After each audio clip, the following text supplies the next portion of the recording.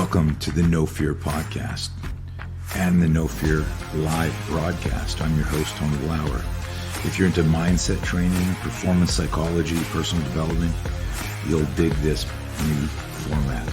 No Fear Live is a unique broadcast, and it's different from the No Fear podcast. We decided to go live because we wanted to create the opportunity to interact with people like you all over the world, where anyone can log in and ask questions, and in some cases, you may even get invited into the show.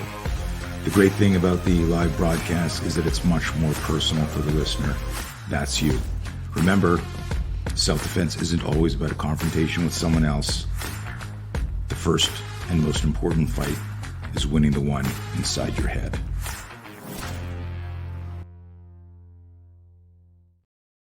All right, Mr. Glover, welcome back to No Fear Live. How you doing, buddy? Good. Thanks for having me. Yeah, of course, man. It's been a crazy few years since I think I had you. Did I have you one or two times on? I know we did something right in the middle of all the pandemic craziness and picked your brain on that. We've done some live things on Instagram, just talking about tactics and training. And I wanted to have you on, not just because, you know, I don't know if you realize this, but you're pretty iconic in the personal safety community. You know, you've really done something. I've told you this personally to your face, that what you've done with all of your training, your passion, I wouldn't even call it a passion, an obsession. You've turned it into something amazing, that will be generational for your kids, for your family, for your friends. And it's something you talk about and write about is your inner circle and integrity and trust and loyalty.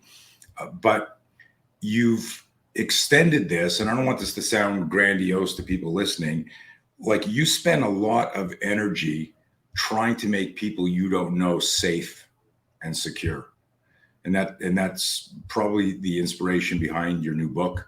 And certainly your mission, since you started Fieldcraft, there's probably nobody, you know my audience, right? Mostly military, law enforcement, retired, active, CrossFitters, martial artists, jiu-jitsu, Krav,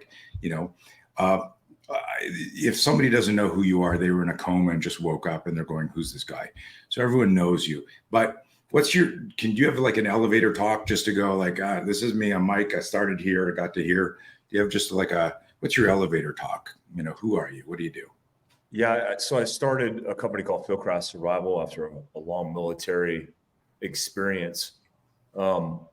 Not with the idea of being the subject matter expert, but the idea of facilitating experts in their particular craft and connecting them with people, whether it was civilians, military, or law enforcement.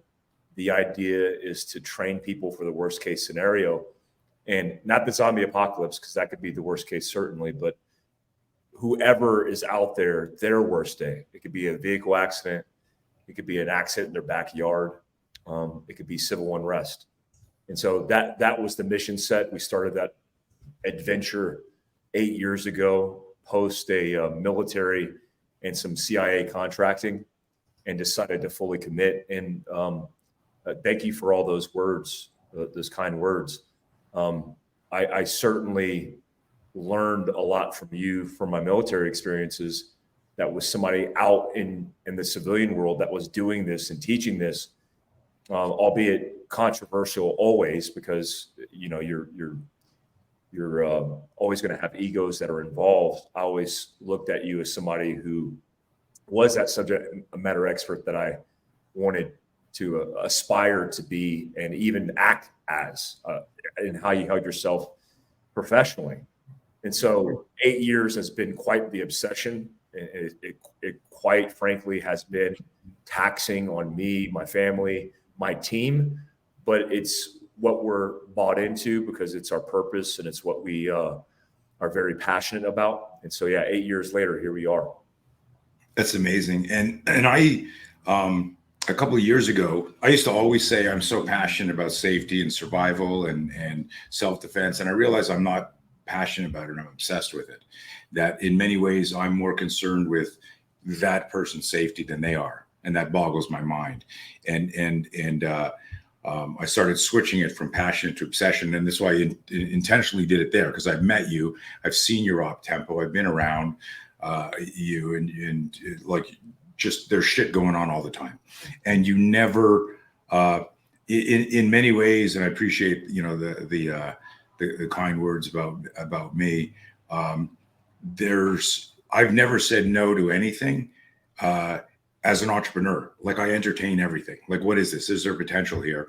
And the only times that I've ever regretted that is if I was thinking about the value of it, the dollar value of it versus the actual intrinsic value of it. There's been a couple of times in my life in business trying to grow the company, and this will be a big deal for the company. It'll allow us to do this or that, and that's always backfired. Stay true to what your inspiration was when you started. And then I always imagine this: if there was no money, would I still do this? Like, is this something I would do if no one's going to make a buck? Is it the right thing to do for the right reasons, for the right people? And so Fieldcraft is that. I also love something you said there, that and just so you know, if in whatever way I was an inspiration to you, you've eclipsed anything I do in terms of growing the business, right? So I look at you for inspiration and indirect spiritual mentorship, where I'm going, fuck, look what Mike's doing. You said something really interesting, and that is, you've identified subject matter experts besides yourself and surrounded yourself with greatness, and then deployed them to run classes. That's ingenious. Where a lot of people, like, we have one product, it's spear, and we might have like stuff for an operator or stuff for a martial artist, but it's still spear. So someone has to be fully bought into spear to be able to, teach the behavioral, the neuroscience, and all of that from there. So whereas, because of the prepared philosophy that you're trying to inspire in people, you go, look, you need driving, you need medical, you need hunting, you need shooting, you need hand-to-hand, you need how to fucking survive in the woods and all this stuff. So it's pretty cool. Was that something that was drawn from the military? Like, when you went to a different school, there was a different subject matter expert. It wasn't, the same person, who taught you how to zero a rifle, didn't show you, how to put on a tourniquet. There was another SME. Was that where you got that idea from, or was that more entrepreneurial after? Yeah, I think it's probably a combination of both. I mean, when I, became a civilian and started teaching, for example, guys would always say, well, you don't know specifically one, they think you're a special operations guy. You're supposed to know it all. And I started realizing in my own error that some of the things that I was teaching did not translate. For example, self-defense in a situation as an operator versus self-defense as a situation as a civilian in this time and place in our world is completely different. The considerations are very different. Not morally and ethically, that remains the same. I mean, legally. And so a lot of the things that I thought were tactics that you brought to bear, I was mistaken. And then I remembered the upbringing that I had in the military, where you brought in a subject matter expert. Like, you brought in Robbie Latham, a professional shooter for Springfield Armory, very accomplished world champion. And you're not literally taking everything he is and applying it to your tool bag. You're taking the specific skill sets, like gun handling, like his methodology on acquiring a target, or accuracy, or transitioning from target to target, and then you're applying that to your craft. So I started realizing in the civilian space, there wasn't a connection with experts, period, through an institution. And a lot of people who listen to this conversation immediately default to the knife, to the gun, to the self-defense, to the tactics. But I mean, like, I just had an hour-long meeting with a homeschool professional, and we're doing an expo / seminar here on September 30th in my new place in Provo, Utah. And why am I bringing a homeschool expert in? Because I'm trying to build self-reliance and self-sufficiency back into people versus outsourcing it to institutions. So the expert is the person who lives that. They do that thing. And I realized in trying to be short-sighted on the business side, I couldn't do it all. And certainly my narrow path of experience as a Green Beret does not apply across all the value that's provided in tactics. I mean, you provide very specific skill sets for specific reason, like identifying and understanding the K&O of knowing fear. And that's very important. And if you're an operator and you have an experience with that, you could certainly tell people about your experience.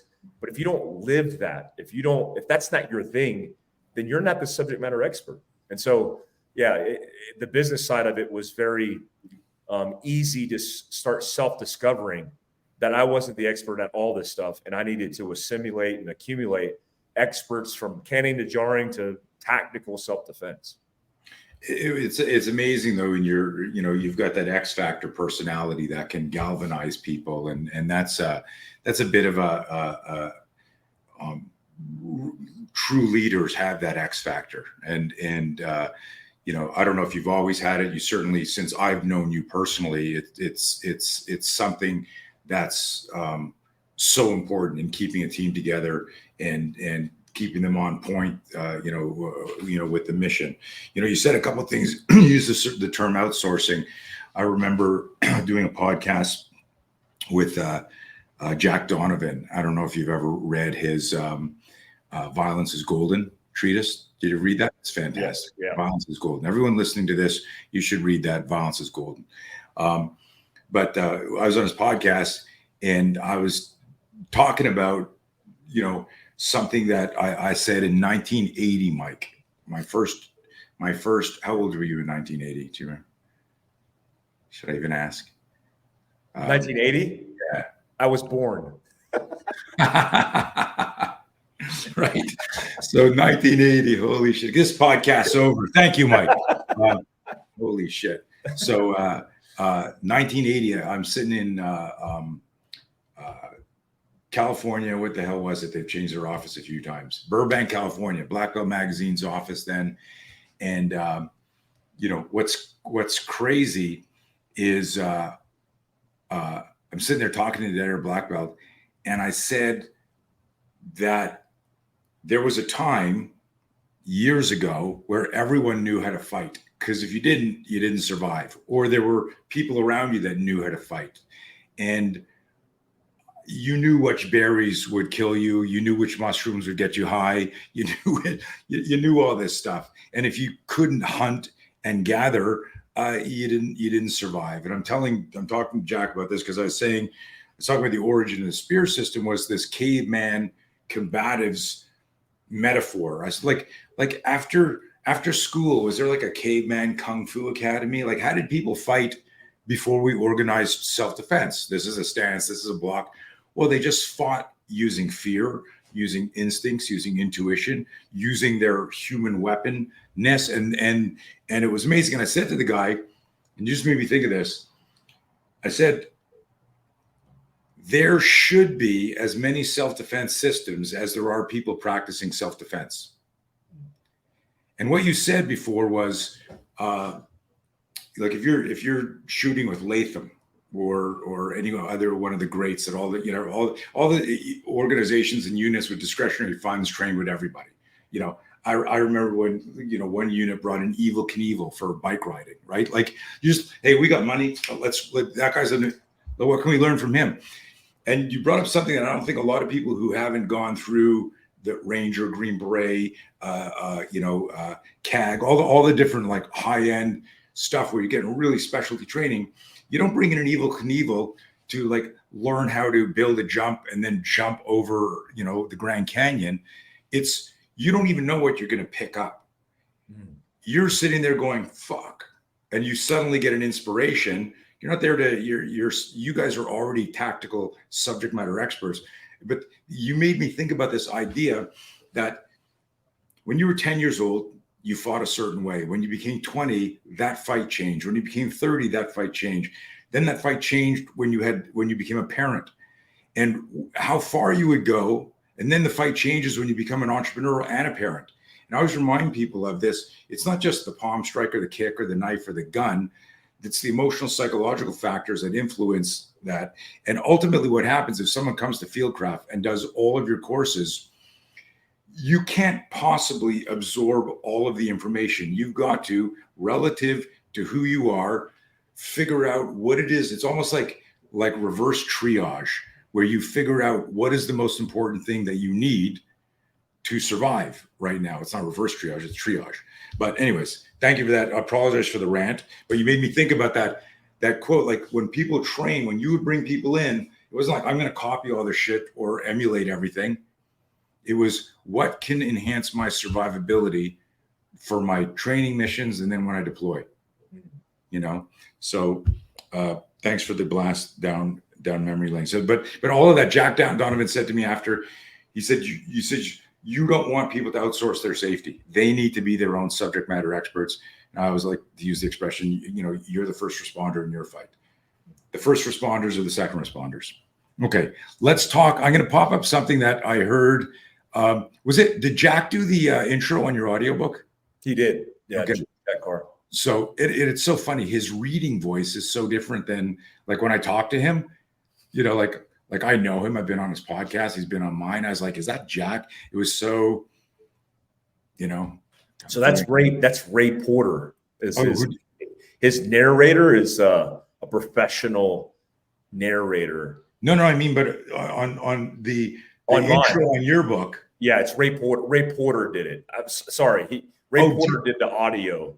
Okay. Jack Carr wrote it. Right. Okay. Yeah. I was like, because when I saw that, and then it said that's like, and I know like my wife that does this chameleon thing when she talks to different people. Like I'm going, that's not your real voice. What are you doing? Like if she's ordering Chinese food, her voice changes. If she's like, I think it's the fucking funniest thing. Anyways, I'm going to pop something up here because Ray, who is reading Jack's intro, I got it now, had this Steinbeck quote that's one of my favorite, and I think that's a great launch point to talk about the kind of the philosophy of your book. And I'll give everyone a chance to read this real quick from John Steinbeck. And for those of you on audio, I'll read it. I will lay down the law, and you will learn it word by word, and every word must be edged with fire. This is the law. Who's reading better, me or Ray? This is the law. The purpose of fighting is to win. There is no possible victory in defense. The sword is more important than the shield, and skill is more important than either. The final weapon is the brain. All else is supplementary. Clearly that is meaningful to you. It doesn't surprise me that Jack included it there. But I think at the end of the day, if we're going to fight, and everything's a fight, like if you're in a car accident, you're fighting for time. You're fighting to get the tourniquet on. You're fighting. Everything is a fight. So everyone listening to this, don't just think of a fight as a physical fight. Everything's a fight. Right now, we're fighting for our nation. We're fighting for our freedom. Everything's a fight. Talk to me about, or this is now, take the mic and just run like with that, and let's get into your book. Prepare. Yeah, I think a lot of people uber focus on curriculum, on skill set, on specifics. And a lot of the reason I wrote the book in the first place is to, one, reduce the stigmas that are associated with preparing, period. I mean, prepping, it doesn't elicit positive responses for most people. Most people have associated being paranoid or being crazy with being a prepper. And I get that. So I'm fighting a stigma, which is fighting an uphill battle. The important elements of skill sets are understanding that there are intangible things that we have to learn outside of specific material objects and tools and skills developed around those tools that are certainly important, if not more important. An example would be most guys would think self-defense, like it's like the word association game. If I held up a pistol and a waistband, you would go self-defense, right? And that's because most people think about the tool, the gun, etc. But if I held up the brain, would you say situational awareness? Right. Likely not. So the first intangible components of the book that deal with these things, like resilience, situational awareness, planning, they're not so clear cut. There's different philosophies on them, which I referenced several, but there's also a key component here, which is paying attention, which is being aware, being reasonable, reducing your arrogance and ego so you don't pretend like there's not a problem when certainly there is. And so I think culturally, that is the fight that we're fighting in society with all the other issues that we're dealing with as a country. And I think that's the most important aspect of preparedness. If you want to be prepared, yes, tools and their application, tools and their training are very important. But some of the most important aspects are some of the most misunderstood. That includes resilience and mindset. You know, you focus a lot of your attention on building this in people, but if most people said, hey, you need a better mindset, they wouldn't know where to start. Well, Tony Blauer is a place to start, right? Understanding psychology and neuroscience as it relates to your biochemistry. That's very important, because just like you would know the symptoms of your vehicle if you were paying attention in your life and you were able to be self-reliant in fixing those symptoms that you were seeing, like smoke underneath the hood, you got a low tire. Those are able to be repaired because you understand the characteristics and symptoms. In ourselves, we don't know any characteristics and symptoms. So you bulge out of your neck, your face turns flush, your palms become sweaty, and those are the first signs and indications that something's going on in your system. If you understood the science or were willing to pay attention to what was taking place, then you can get ahead of it. I heard you say this a lot. You can get ahead of it, right? You're on the offensive side. You can mitigate these risks. And that's the first line of defense, not the pistol in your waistband. Right. I love that. Identifying the pre-contact cues in your life. And a lot of people don't realize you know, I talk a lot about how when people think of situational awareness, they think of the periscope metaphor, like head on a swivel. What am I looking for? Not realizing that your self-awareness is what is interpreting the external situational awareness. So if you don't have a psychological skill set for managing fear, you might suddenly take what was a legitimate pre-contact cue and you flip it through cognitive dissonance. You go, that can't be happening. Head in a bubble. I'll ignore that. I don't want to get involved. And that's a self-awareness fear management issue. So really very subtle points that you brought up there. It's very much internal, folks. And the whole neuroscience. And I was excited as we got to know each other that you were exploring more of that. And I saw you bringing up more of that neuroscience, even in your teaching, as you started coaching more. How much did you learn? This is a quick pivot. We'll come back to the book, because did you ever do a count on how many classes you've taught in the last 3 years, you personally? Firearms, long gun? The combination of it all, hundreds. Right. And so what's crazy is this. So I'm 63 now, and I've been teaching since 1977, right? And I would teach a lot in the 80s and 90s. That was my incubator period, and I taught every day. And then it started changing as I closed my school and I started doing seminars. Well, when 2020 happened, and a small group of people did this experiment on what they could do to the planet Earth, I started my garage gym, which was teaching every day, 5 days a week. And we're approaching class 600 classes in the last just under 3 years. And the observation I've made is I've come up with so many new drills, principles, concepts, demos, because I'm teaching so much more. So my question to you is, teaching hundreds of classes, one, did you notice that your shooting or weapon handling skill improved differently from when you were an operator? Because there's a Latin expression, qui docet decet, those who teach learn. When you're always performing, you're teaching and you're educating,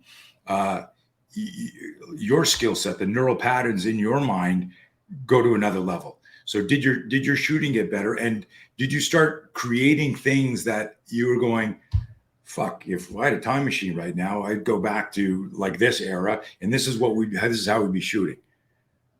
Yeah, that's a really good question. I think not doing what you're saying by learning and evolving class to class, even inside the class, moment to moment, is the detriment to institutional teaching. I mean, institution, like you could look at it as like a symptom or a sign of bureaucracy.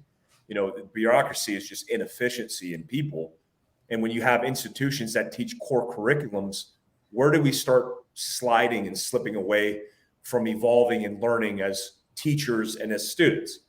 And so when I started teaching early on, I realized in hearing my own voice and seeing the user feedback, whether it was on a range or inside of a seminar, that there were things that I was paying attention to that weren't as important as other things. And so what I do, even moment to moment, like even in the psychology of the class, if I see a class and people are slipping off and they're making mistakes, that's not a sign and indication that the audience is potentially messed up. It's a potential sign and indication that I am not getting across the points to them as I should be. And so I've changed course mid-direction in the middle of teaching. And so that has also evolved class to class. I never teach the same class the same. Yes, I have core principles, but I'm always looking for evolving the practice. And I certainly want students who have trained with me once, twice, 10 times to understand that I'm looking at everybody, Tony Blauer, Robbie Latham, Dan Horner, all the people, to see where I can evolve. Now I take that and I set it aside. Mike Glover, Tony Blauer do that.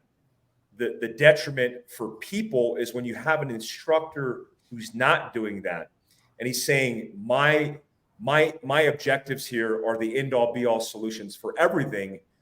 That level of arrogance also institutes your inability to grow and evolve as an individual, because especially young men start to take on this ideology. Well, he is the chosen one. That person, he knows because of his background. He knows because he said so.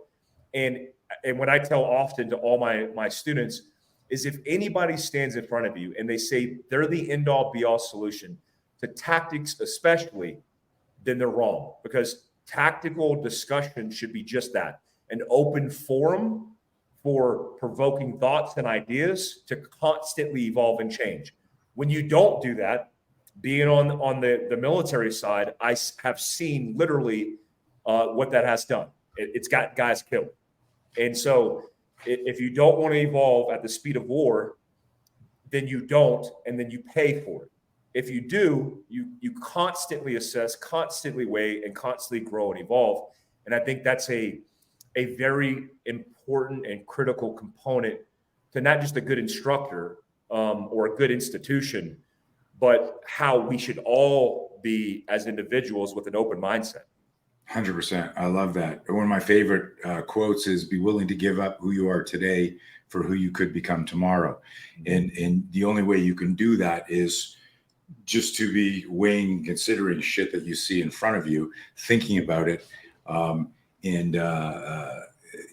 That's huge. It's interesting when people come to our training, and especially the scenario stuff, I always tell them, like, you just want to experience this and then do an after action on yourself, right?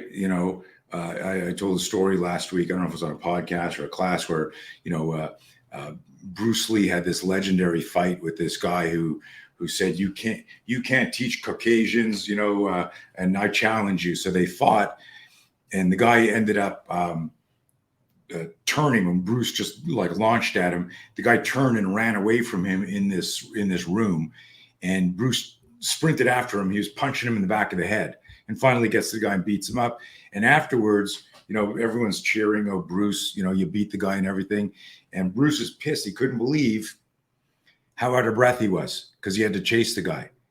And he immediately, and he wrote about this in his book, like that experience inspired him starting to do sprints in his training, where most martial artists in the 60s weren't including sprints for this idea of I gotta chase the enemy, right? So, but it was really interesting. He could have easily not done anything, but that what's called in modern psychology the growth mindset, right? I want to continue to grow and evolve. Let's go back to the book. How long did it take you to write?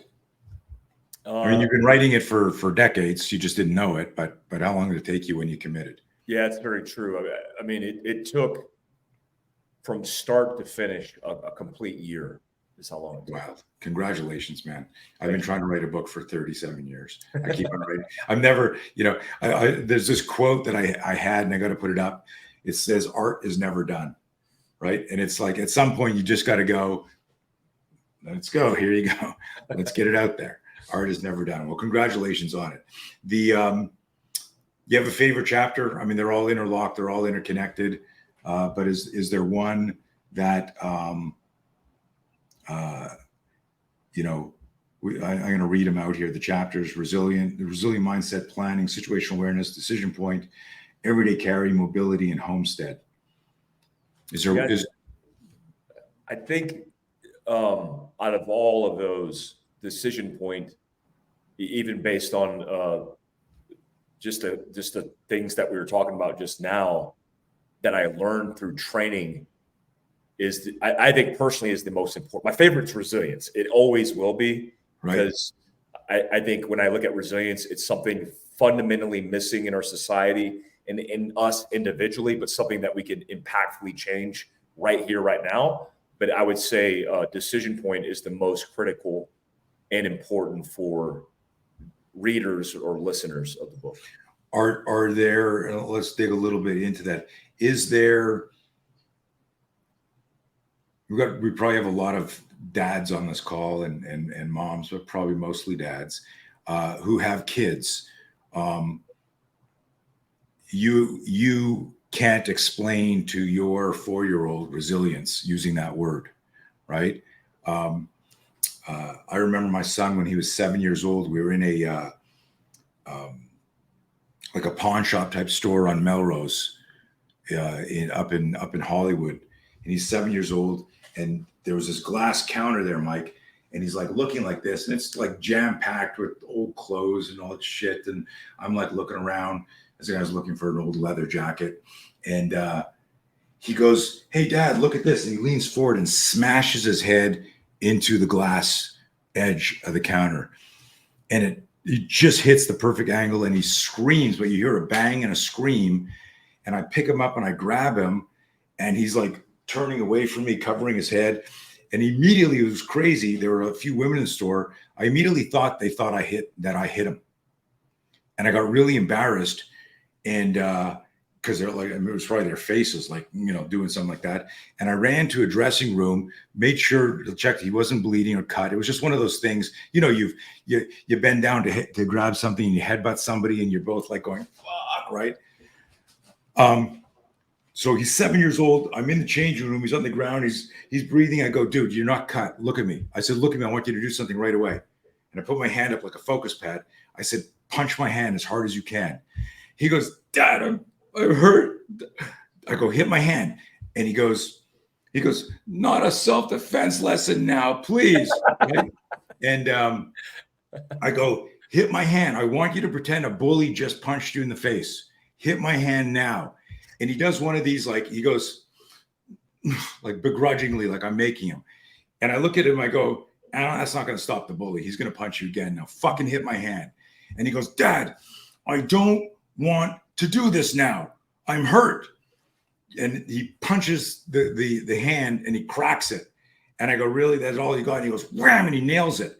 And I go, "That was a good shot. I think that would have made a statement." And he's looking at me like this, Mike. He's going, and I said, "By the way, how's your head?" And he immediately goes, like he remembered he was supposed to be crying. I'm sharing this story with everybody here. Again, it just popped in my head because that was me teaching resilience to my 7-year-old. Right, your body is tougher than you are. Your mind is more important, like the Steinbeck thing. Your mind. Look at you. Stopped crying and got violent, and then when the fight was over, you decided to start crying again, and that was like planting seeds for resilience. So like a question as a dad, as a coach, as a mentor, aside from get the book, read the chapter, are there some things you can share about, what resilience means to you, or examples of how you would describe it or inspire it? Yeah, resilience is, I mean, in the literal definition, is your ability to bounce back, figuratively or literally. It could be a physical attack. It could be the worst day of your life in self-defense, or it could be you just got a phone call that your mom has stage 4 cancer. I mean, this trauma is common to all, by the way. A lot of people think like stress is bad. Well, stress, if you don't understand it, is bad. But if you understand it, it's actually good because you could utilize that energy, harness it, and use it as an advantage. Certainly tactical advantage in a self-defense situation. So I look at resilience as your ability to bounce back, but understanding that it's within your control to put yourself through different environments of exposure to allow yourself to build resilience in your own way. I was just talking to this homeschooling mother about when we were talking about tactics of raising children and allowing them to play. And her recommendation, because I said, my kids are 4, I have twins, a boy and a girl. I said, I'm thinking about putting them in homeschool for preschool from 4 to 5. What do you think about that? And she said, honestly, Mike, kids, when they're ready, will be prepared to be academic. They'll be prepared with all the, prefrontal cortex development to be able to cognitively start that process. Until then, allow them to play, allow them to be wild and free, because you can't go back on that. And it made a lot of sense to me. The connections that they need now are running around the yard like wild animals, picking up flowers, picking up bugs, digging in the dirt. And that is exposure that builds resilience.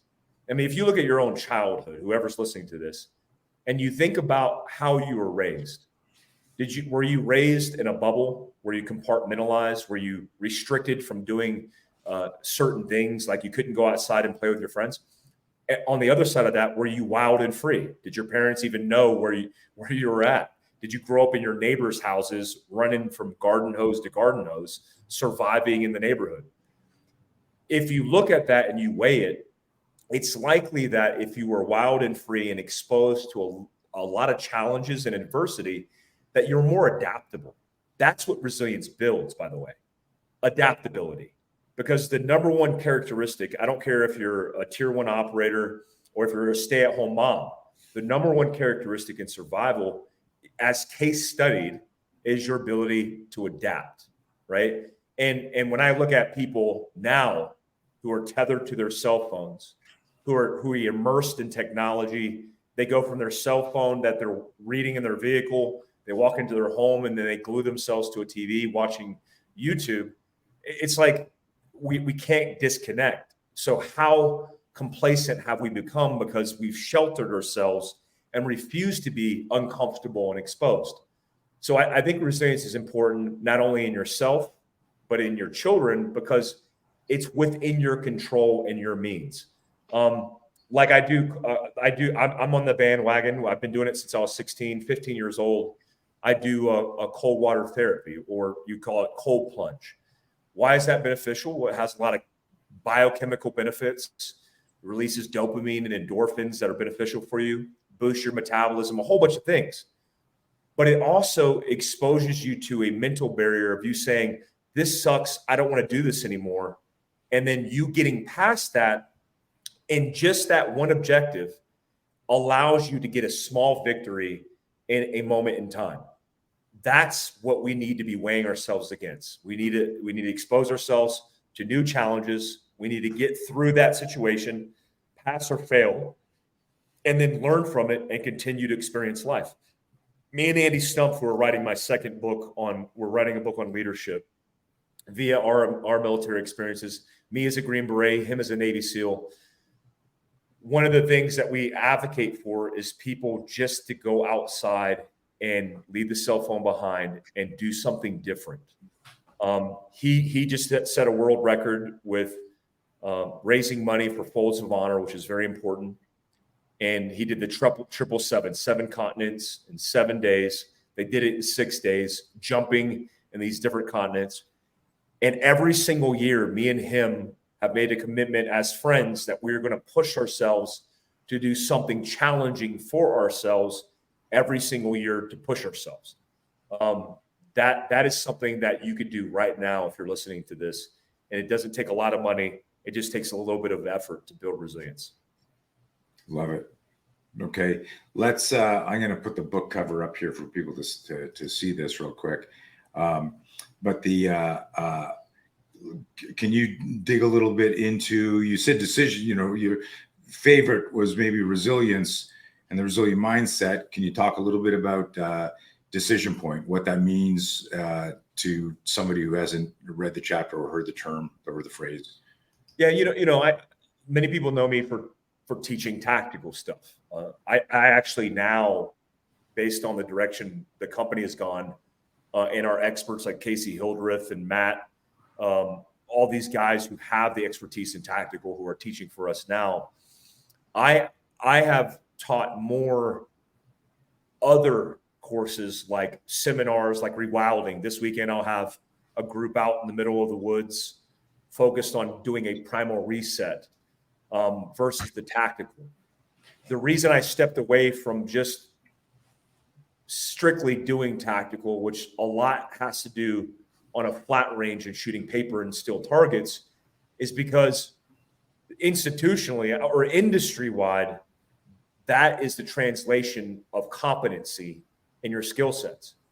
And I've realized in teaching a course called Personal Security, where we weigh what is your decision to use deadly force? What does your moral, ethical, and legal compass look like with no training prior to this? And how do you fight through fear? How do you fight through stress? I've realized that many people who are the most competent gunfighters, as they would advertise, are likely the most quick to make a rapid, bad decision under stress.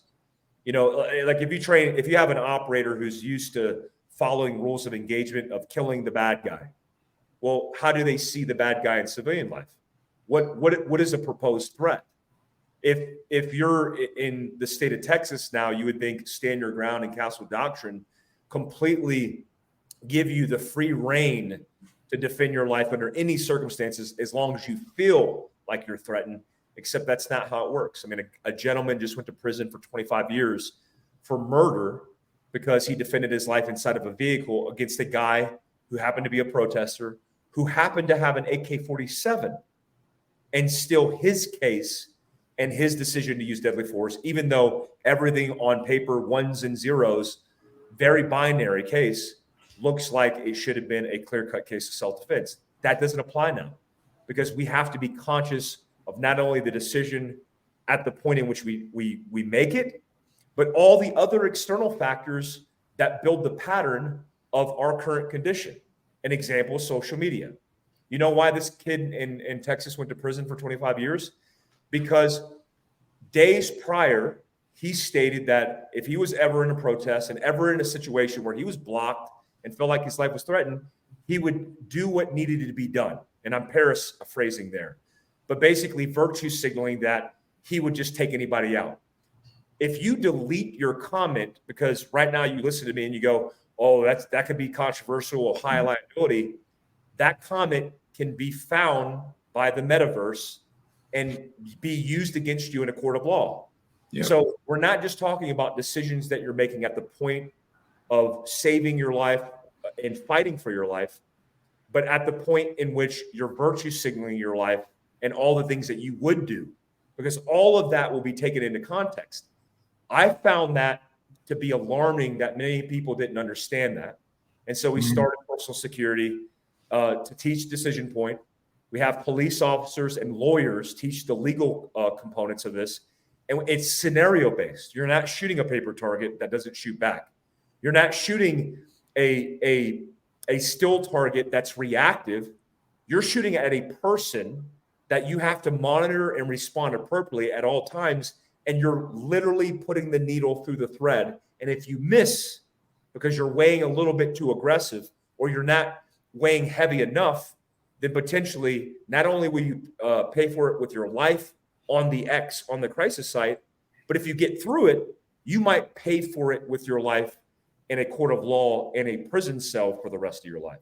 So I think that chapter is important in laying that case out, and also having people think about all the things they're doing. You know, I tell people like, hey, in this scenario, we're at a gas station at 2 a.m.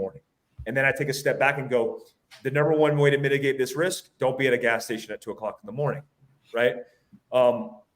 Decision point and all the things around it in that chapter are very important for everyday people who are interested in understanding how it works. Huge stuff. And you're right. You know, one of the things you said is you're surprised at how many people had no clue of the totality of the circumstances and language and implication like that. Similarly, in our courses, we talk about the 3 fights. The first fight is between you and you. Do you have the will, the courage, the grit, the tenacity to move through the danger? The second fight is with you and the threat. And the third fight is CNN, mainstream media, legal, the politics of the police agency that is investigating the case. There's so much more. What a lot of martial artists do, a lot of the Instagram gunfighter guys, is like everything is shooting, kill zone, accuracy, speed, blah, blah, blah. And it's not teaching decision making. And not just, I think if you just said, again, like in the beginning, when you said, I hold up a gun, what do you think? I hold up a brain, what do you think? I hold up a card that says decision making. Somebody from the tactical community goes, shoot, no shoot, right? Like they think like it's right there. They're not thinking about the emotional, psychological interference or chaos or the juggling of all of that is necessary before you make a decision. Amazingly insightful, guys. If you're listening to this and you've listened to other subject matter experts, one of the things that I love about Mike is there's no, and I make fun of myself because I get so fucking nerdy and insanely caught up in my tangents that I get pedantic and obsequious in my choice of words. I just did it there on purpose because nobody knows what the fuck I just said, right? What's pedantic, obsequious? We'll look it up. And that's the serendipity of listening to me. Again, I'm fucking around here, is one of the things I've always loved about Mike, and you're noticing it now, is how the cadence of how he talks. It's so thoughtful, it's measured, and it's meant to educate and inspire, but it gives you the breathing space where you can weigh and consider on your own and go, I gotta train with this guy, or I gotta look this up. I gotta do whatever. I gotta pop a picture here. I told you this when I bought this hat in your store. I'm sure you recognize it. But I'm in awe of what you've accomplished, man. You know, I think it's amazing. You've experienced a bunch of the bullshit that any entrepreneur experiences, and we're not going to talk about any of the nonsense on here or give anyone voice or attention. But you've handled yourself like nobody knows, because you never went online and went, you know, you just kept it free of politics, focus on the mission. This is our North Star. Good for you. When Mike opened his first facility, he painted a massive flag on his wall, "We the Prepared." And I remember seeing it and saying to myself, I'm going to go get a picture with Mike in front of that flag one day. And we did it. They've hosted us a couple of classes, and we've been up there. Guys, if you haven't if you haven't taken any of their courses, and your team teaches all over the USA. Is it worldwide yet, or is it just USA right now? No, we do have the hope with our new online application that just recently launched is that it will become worldwide. We have taught outside of the country in Southeast Asia and Europe, but I want it to be worldwide. I think, I mean, I just signed a book deal for releasing this book in South Korea and in Ukraine. I mean, I had to actually sign approval to do that. It's like, why would you do that? I'm like, well, because people are living in situations now where this information is very pertinent to what's going on in their backyard. So I hope it to be worldwide. Yeah, there's no reason. I mean, we teach worldwide. There's no reason, you know, it's just there's definitely people that want it, and you guys, and you have some of the best instructors in the world. There's no reason. And I could certainly introduce you to people offline who've hosted us, and why not? Let's do this. Let me look if I had any other questions, because I want to get to some of the questions online. This was one that you can dance around or be direct. You've been shadow banned for 3 years. You've had companies cancel deals with your company because of woke ideology and shit like that. How much has what governments and the government are doing influence the trajectory and speed of things Fieldcraft is creating? Yeah, I think certainly it's influenced the speed in a positive way. Right. I mean, saying that is weird to say that out loud, but because of the controversies, it created more attention. It's like that idea that bad press is good press because of the attention. I don't want unwarranted attention. And, you know, I didn't ask for the government to suppress us or the FBI to put us on their list. But I know how the government works. I worked for the government for 20 years. Right. It's super inefficient. It's coming to a head now. We see the breakdown of government institutions. But look, this stuff is always going to happen. And if you're somebody who teaches something semi-controversial and you provide those resources, you believe in your mission, you believe in your purpose, you're going to have people, whether it's a corporate interest or it's a government interest, come after you constantly. And that, just weigh it as 10% of the population isn't going to like you. And that's fine. And it's one of the reasons why, the FBI wanted to talk to us and work things out. It's like, I have no interest in working anything out with the FBI. People who have shamed us or put us in bad, me personally even, talk poorly about me. I don't give any energy and time to those people. Any energy and time to, committed to talking to a government agency, talking to somebody who wants to talk about a controversial thing I've said, is energy diverted away from my children. And so when I look at all the time that I have, the business is getting the amount of time it has. So I would say it's probably 70% of my overall time. Every single second outside of that is committed to my children. And so I don't have the time to deal with this. And so I won't. And as a point of consistency, because that's how I've always been since I've been in this industry, it's worked and fared a more positive light for a company, for Fieldcraft, than not. Some controversies, I have talked to people. I've tried to be professional about it. But I would just say that as a general rule of thumb, and I would give that as advice for anybody who's willing to put their name, their reputation, and their ass on the line, be willing to accept that and be positive about it. Nice. Personal question from me to you. When you had not the bigger ones, because I mean the bigger ones are like the stuff you mentioned just now, but when someone would come after you personally, where you went, okay, this could affect our reputation.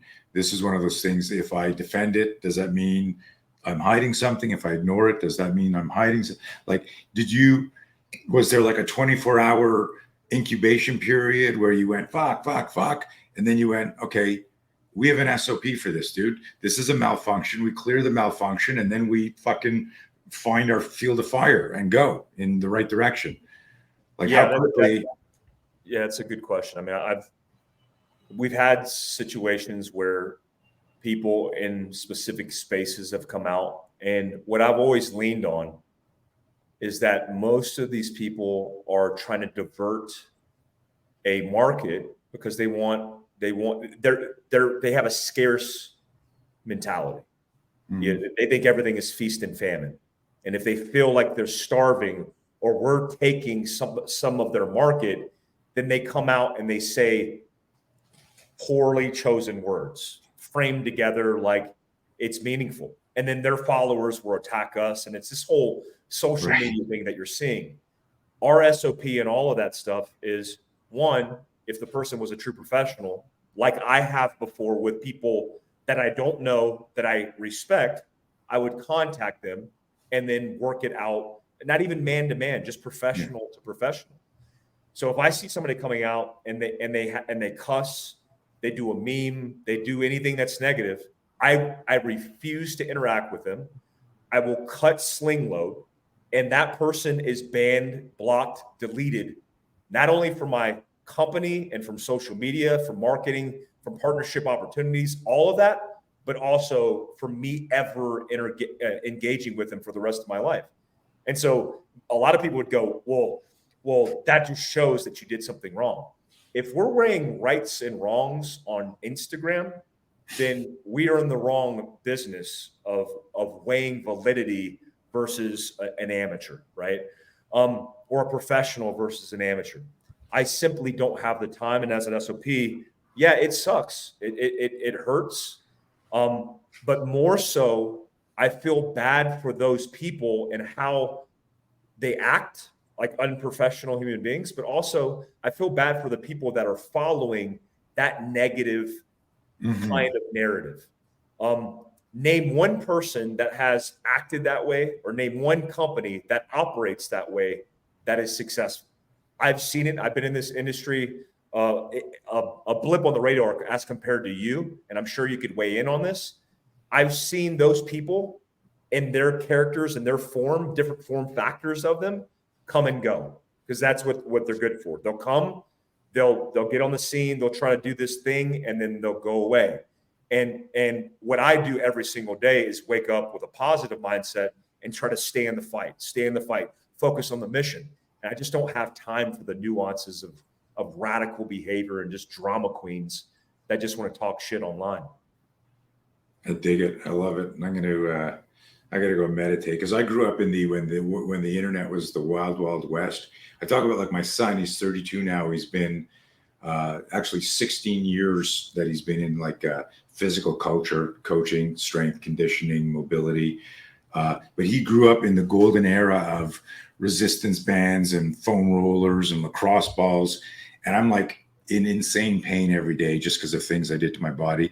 Our idea was warming up was we would get in the ring, tap gloves, and go, let's go light. And that's how we warmed up. And that, whenever you said let's go light, it never goes light.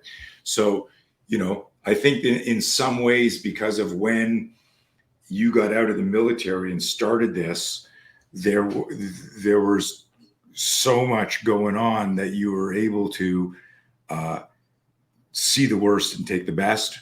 And like I'll see a comment on YouTube, like, about me, and I'm like, oh my God, like, how do I delete? I can't believe this. And I read and I think about it. And then I'll say to somebody, someone posted this thing on YouTube, and they go, dude, you never read YouTube comments. Like, everyone knows that except me, right? So somehow you were blessed and you learned all of these things. But I also think it has a lot to do with the education that you got in the military, and intuitive stoic values, getting shit done.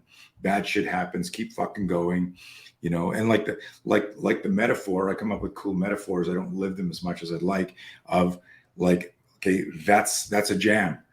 and metaphorically, you are inoperable if you're jammed up. Clear the fucking jam and get back in the fight and go.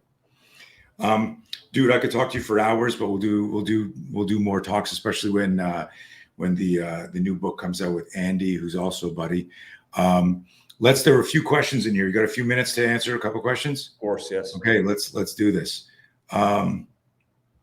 So this is just more of a comment from Michael over in Spain. This is wonderful. He had just he actually posted about this on LinkedIn, and he's on every single podcast. Mike, I might have to get him a restraining order because he's on every single podcast listening. Always has good comments. He's also in the security field, and I love your course, that personal security course. I love the idea.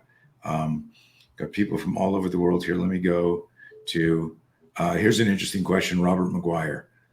Mike, what's the most probable scenario we should prepare for, in your opinion? What a great question.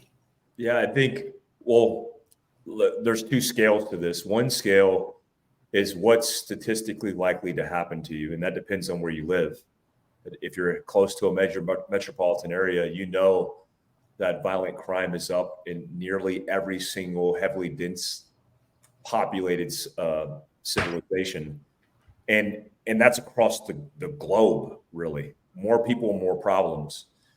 Statistically, you're more likely to get into an accident or come across an accident than anything. So I'd say first aid is very important in individual preparedness, whether it's preparing to take care of myself, my family, or the people around me. Big picture, look, I think this country, 2024, is going to see a massive amount of civil unrest as an excuse based on the political situation, maybe as a justified reason even. And you're going to see a whole bunch of pockets. I mean, there was pockets in our backyard here in Utah, which is like Pleasantville. I mean, it's like one of the nicest places in the country. You're going to see it countrywide. And that's going to be based on politics, but it's also going to be based on opportunity. And the best thing you could do now is think to yourself, what if the infrastructure was disrupted for 30, 60, 90 days? Trucks couldn't get into the Walmart to feed the shelves that are going to feed you. You don't have potential power because a hydroelectric dam was damaged because of civil unrest. And so if you just take a step back and you ask yourself, like, how would I sustain my family and our lives for the long haul? What would that look like? And there's recommendations in the book on it, but I would say food, water, all that good stuff is important, but also a plan with your community.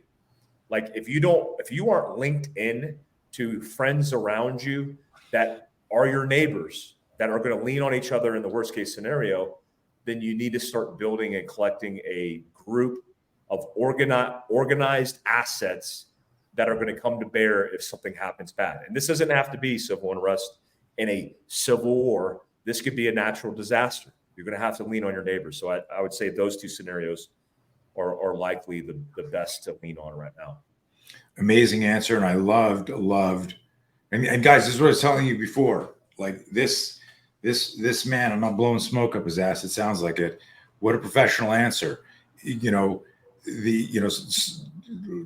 could have easily said something political or fear mongering. And it was like, well, it depends where you live. It depends who you are. The scenario always dictates everything, but who are you in the scenario? If you're part of Space Force, that's a bit of a joke, right? Like, you're what if an alien tries to mug me? So it depends on where you are, your proximity to potential threats, and the rest of the answer. I just made some notes down here, realizing something I said to you when I interviewed you during the pandemic, because I wish I'd prepared for the pandemic before the pandemic, right? So, and everyone who didn't wishes that too. Okay, here's a fun question. Mike, what are the brand new courses being offered in Provo? Anything new, or just you can just rattle off the classics? But are there any new ones planned? So I hope to host Tony Blauer and a lot of the experts in our friend group that have expertise. We'd like to do that once a month. I'd also we're building a simunitions home defense lab. that's based Nice. on certain scenarios, like the gas station, like the house. It's not for free flow CQB for law enforcement. It's for civilians. My first course that I'm teaching in this building is August 19th. It's called CQHD. It's close quarters home defense. And it's a mix of personal security, which is decision point, and the ability to work home defense scenarios, because it's not a direct action raid. I know a lot of military guys with my background are like, it's easy. You just take the husband and wife and they're a two-man team doing CQB, but the considerations are very different. I mean, one, the furniture in your home, you know where it's at on the walls. So why would you go left when you know you can go right? You know the layout of the building. You know the sounds of what the doorknob turning. You would know that in your own home. I know the plank of wood in my bedroom that makes noise every time I step on it when I go to the bathroom at night and I don't want to wake up my kids. Like, these certain nuances are part of the CQHD experience. And then hope to in the future, because we'll have jiu-jitsu in the back end, we'll have fitness to entertain people and building health and wellness as well. That sounds amazing. Wow. Okay. Excellent. And you made me think when you said you stopped doing some of the flat range shooting stuff and you're getting more into the prepared mindset and stuff like that I might like to, even if we dovetail it with counter ambush for weaponizing the startle flinch, but doing more longer work on that whole mindset, no fear, stuff like that with your people. So your community's wonderful. Okay, next, here we go. Again, I didn't read this here. Robert asked this. In a wintertime, I'll read this for people who aren't watching the video. In a wintertime, non-permissive environment, having a fire could be life or death. How do you balance the threat of discovery over the need for fire? Dress for success, tape the hand warmers on your kidneys? ? Yeah, that's a really good question. I mean, a lot of people who are into primitive fire think it's novelty. It's like, you go to the store, you get the 1-inch ferro rod and you start fires for your kids in the backyard. That's a thing. But also is a thing, and especially river guides know this, people who work in the backcountry, hunters should know this. If you live in Alaska, everybody knows this. You fall into a body of water or you're into a position where your core body temperature crashes or plummets, you need to be able to start a fire immediately. And that doesn't start with fire access. That's like the worst case scenario of that situation. It starts with what you're wearing. It starts with situational awareness, etc. But let's put that aside, because the key is the fire component, I think, in this case. You obviously want to dress for success. You want to do all the things right, but you want to understand your operational environment. And for example, this is a shameless plug for us. I built a fire starter, and I did it from scratch. I said, hey, I want to make a fire starter that's the best fire starter. What are the deficiencies in most fire starters? They're just a piece of ferro or magnesium that is about this big, which is about a couple inches big. That is not good enough when your hands are soaked because you just fell into a body of water and they're frozen, or you don't have good tactile function of them. So you need something that's bigger. And so I got Austrian ferro or magnesium, which is the best magnesium in the world, comes from Austria. We imported that, we cut it, we got wood. The first bundle of it came from Oregon. The second bundle of it came from Washington State, because I wanted to use the wood on the back of the handle. This thing's 6 inches long that allows you to scrape wood, but also with one scrape, be able to spark the flame that initiates the fire. A lot of people who don't know fire starting think the magnesium that you just dump, it magically sparks this huge flame. You will get ignition to be able to start a flame, but you need tinder, you need all the elements to build this fire. So one, get the right fire starter. A propane lighter and all those things are good until you fall into a body of water. So having a good E in your PACE plan, the emergency in your PACE plan, and building redundancy in that is key. Also, lastly, a Mylar space blanket.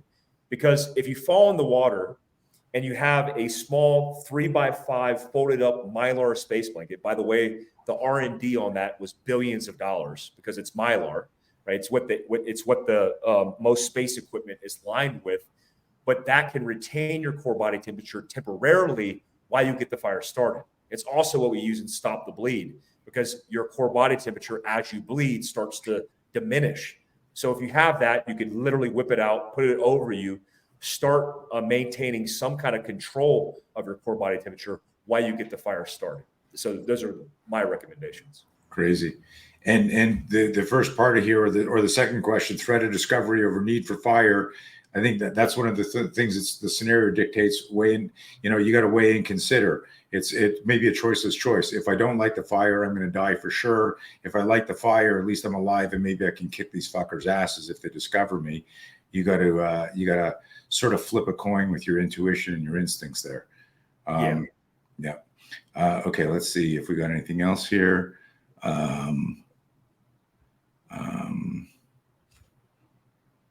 Here's a question from Michael. Mike, I'm right in assuming after reading your book that you manage your preparedness and preparation, hoping life will never make you seriously need this. And I think this is more of an observation. I fucked it up. I'll let you. Yeah, I think preparedness should be a lifestyle. So I don't think it should be a hobby. I don't think it should be a part-time kind of thing you do. Let me give you an example. Stocking dry food, right? Stocking dehydrated camp type food is very much associated with the marketing and the business components of a preparedness business. I would tell you that entire idea is not completely abstract, but it's not smart. So one, dehydrated food is 25-year shelf life food. I don't know if you've ever eaten 25-year shelf life food, but it's not very good. So it's the worst case scenario. But what do most people do? They buy the food, they put it in their closet, and they feel a sense of relief. That sense of relief is a false sense of relief. Because if you're really doing it, then you would make the idea of food storage a part of your life, right? Part of the lifestyle. So what you do is you go to the grocery store, and then when you buy groceries, you replenish the back end of your stock inventory and you take off the front end. Because my kids like mac and cheese. They don't like 25-year shelf life camping food. So they eat the mac and cheese. I stockpile the food and store the back end of that. And so I'm constantly eating off the front end like a grocery store. I mean, I take a box and go downstairs, and I'm like at a grocery store getting all the goods that I need, and I go upstairs, and that's what I feed my kids and feed my family. That is a very good way to introduce the idea of food storage in your life that is manageable, but also more realistic, because you don't want to be eating the 25-year shelf life when shit hits the fan. So look at all these nuances. Don't ever get a false sense of security because of these nuances. Like, I don't want to name the company, but I'll say that I think this is a great example, bad version of it.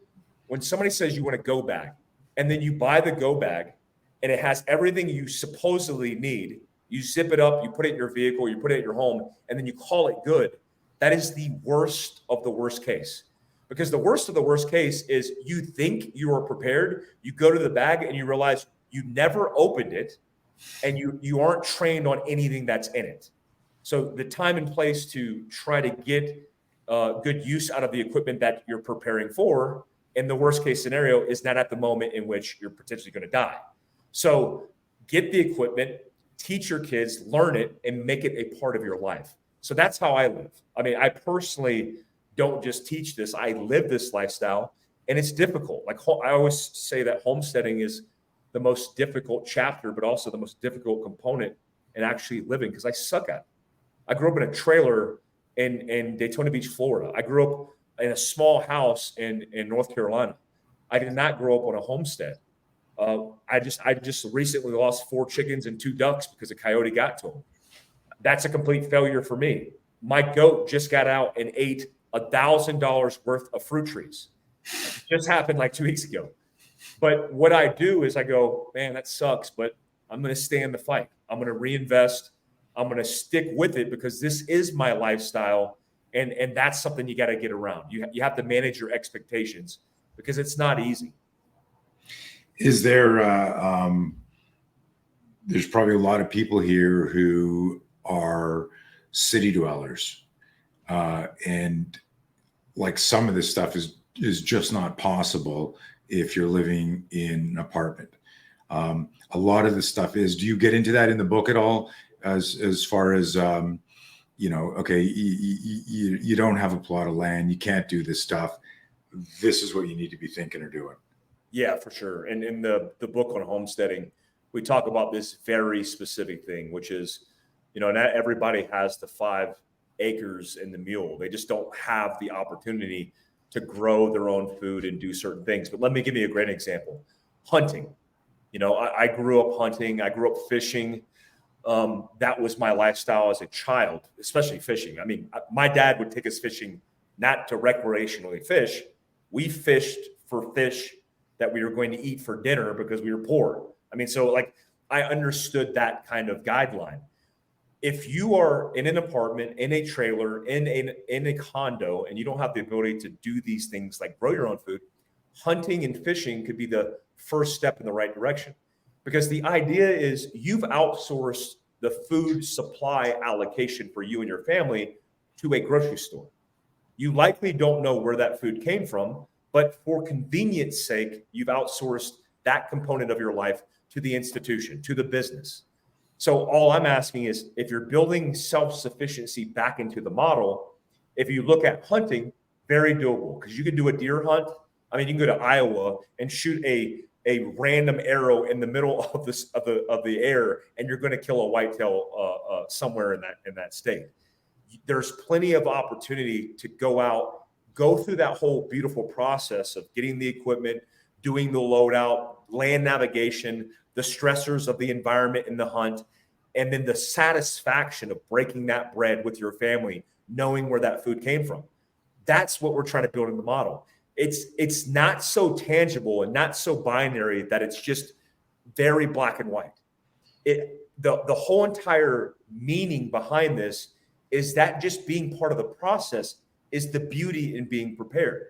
So be the first in your family or the first in your apartment complex to go for a hunt. Go on a fishing trip and go get 20 pounds of fish and put it in your freezer. And when you start seeing that, you'll start realizing, like, man, I don't have to have a storage closet in a basement full of food. I could just do it in small, reasonable elements in my life. And that's going to be the beauty of preparedness, because it's not a one size fits all. It needs to fit your life and your lifestyle, and it needs to be convenient, to be honest. If it's not convenient and you don't make it fun and convenient, you'll just check out. You'll be like, yeah, this is cool. I virtue signaled on Instagram for one post and it was cool, but I'm never doing that again. Nice. Beautiful. Dude, what can I say? Thank you for sharing your time. Some great answers there. Very deep. Like I told you all listening, deep, meaningful, inspirational. The focus of this was more a little bit on getting to know Mike, but it was more on his, the new book, Prepared. And, you can pick it up. Also, there's an audiobook. I'm big on audiobooks, so I got the audio version, and I'll listen to Mike, talk to me at night. I snuggle up with a hot chocolate and listen to him serenade me. I would love to get back and come do some stuff when the new place is open, get on the schedule. They have so many amazing products and things that they've built through trial and error because they run these courses. So they're truly innovators in this space. And, I don't know what the demographic of my listeners are. So some of you might be going, wow, that gave me some ideas. And a lot of you are still in I just got a gun and for home defense. And that's where you're at. They got programs for that too. Just like everything out there. Go to their website, follow them. Elisa, let's pop up the Fieldcraft website. So go to Fieldcraft Survival, check it out, get on their newsletter list. They send out great stuff over and over. Mike, is there anything that we're going to get off and you're going to go, shit, I forgot to mention this, or I wish we talked about that. Anything we didn't cover? No, we covered it all. The application is available wherever apps are found. That's everything from, again, the canning and jarring to first aid to self-defense. It's all available wherever apps are found, and you can tether it actually to your TV as well on most of these applications, and it's just Fieldcraft Survival is the name of the application. Nice, beautiful. Okay, guys, as always, thank you for logging in and listening. Remember, to share this with people who couldn't make it. Comment, post, share, follow us on YouTube. We're trying to grow that. And what else? We'll see you soon with future guests. And Mike, stand by in the background here while we upload the video. And let's thank Elisa, who's over in Austria. She actually, besides working for me, she's in Austria packing Glocks, sending them to Mike. She's like Glock rep. She's your Glock rep. Elisa, thank you. Thank you. Hey guys, thank you everyone. Have a safe rest of the week, and we'll see you on the next call.